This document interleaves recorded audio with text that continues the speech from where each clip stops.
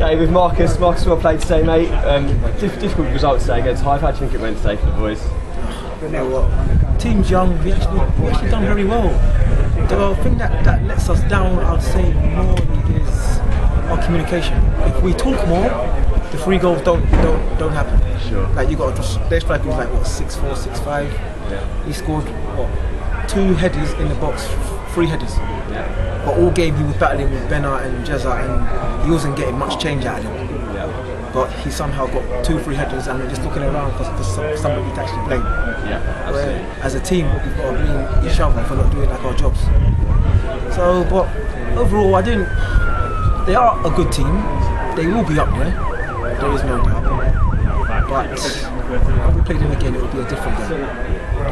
I mean, decent point on Tuesday though against another good side. So positives to be taken. What do you think are the positives around the club at the moment? Matt's got an idea. He spoke to me, and his direction that where he wants the club to go, and what he wants my role to be.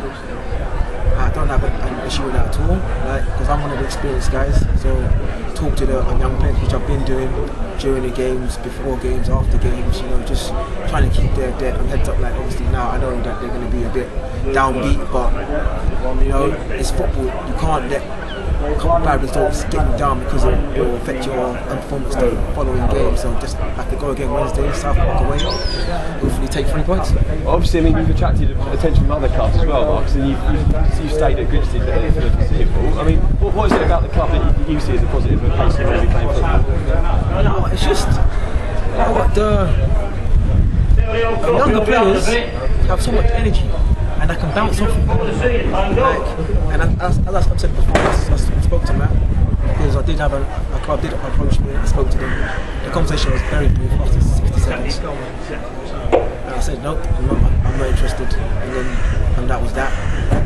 But the direction that they want to go, the aim is obviously to stay in the league.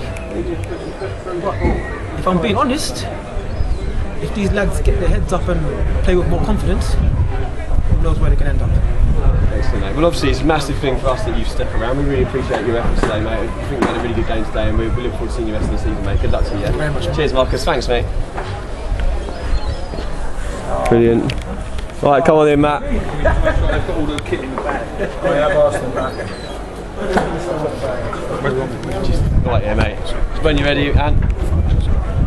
So, Matt, difficult result today, but you know, things have been moving in a forward direction. How do you think things are at the end of the day at the moment? Yeah, I thought that was a little bit tough to take today, to be honest, because I felt over the 90 minutes, I felt we matched them for large periods. But ultimately, both I've just said to the players, both boxes are what's cost us today. We've missed chances in the first half in the penalty area, 6-7 yards out, and they've taken theirs, 2-3 headers. It's not really good enough defensively. We can see 4 goals now in 4 or 5 games in the league, 3 headers in the box, and that's something that we spoke about before the game and certainly afterwards as well. But I'm pleased with the players. As I say, I can't ask any more in terms of their effort, their desire. They've tried to carry out the game plan. I went and watched these on Wednesday, and we isolated 1 or 2 of their players, and I felt that we created chances certainly in the first half.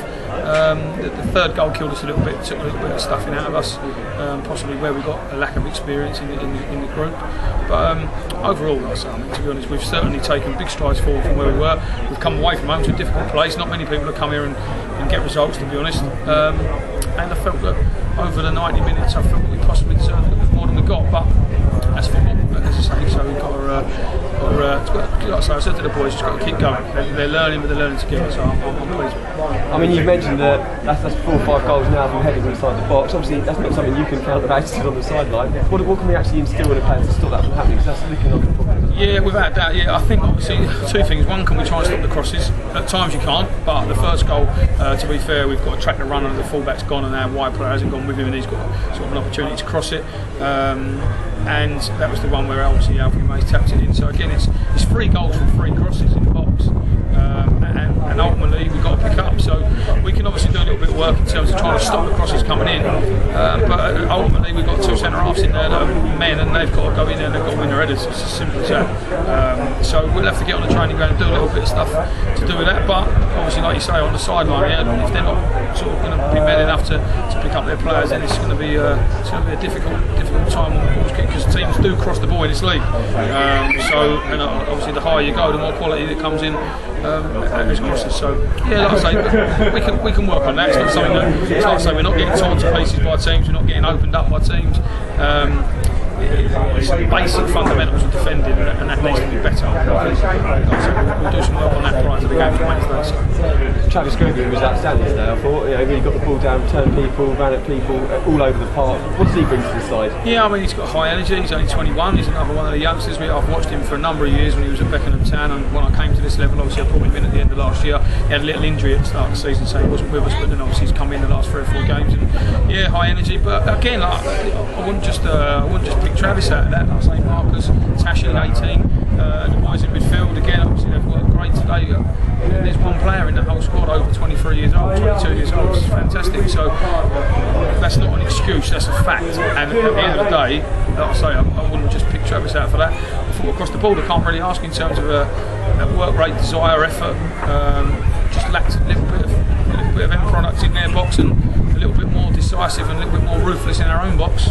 And we come away with something, Mark. Yeah. Well, obviously, interest shown in Marcus, and the way Marcus has agreed to stick with the club, that must be a real boost to the club, so the players are committed to staying at the club. Yeah, I mean, obviously Hythe came in for Callum, and obviously he decided to stay. So I know he'll be disappointed today, obviously coming here and getting beaten, but that's part of it. But yeah, Marcus staying is good. It's testament to what we're trying to do here, and he had a choice to go to Chatham and decided to stay with us. I think the conversation on the phone lasted about 30 seconds, which is pleasing from a manager's point of view, and certainly from a club's point of view, that we can keep our better players here. So, as I say, we're very young, we're very we make mistakes through a little bit of naivety, but that's to be expected, and I can accept that as long as we start making the same mistakes. And that's the little bit of the it's not worrying, because it's only 7-8 games into the season. So if we can plug that gap and start defending the box a little bit better, we defend generally okay in open play.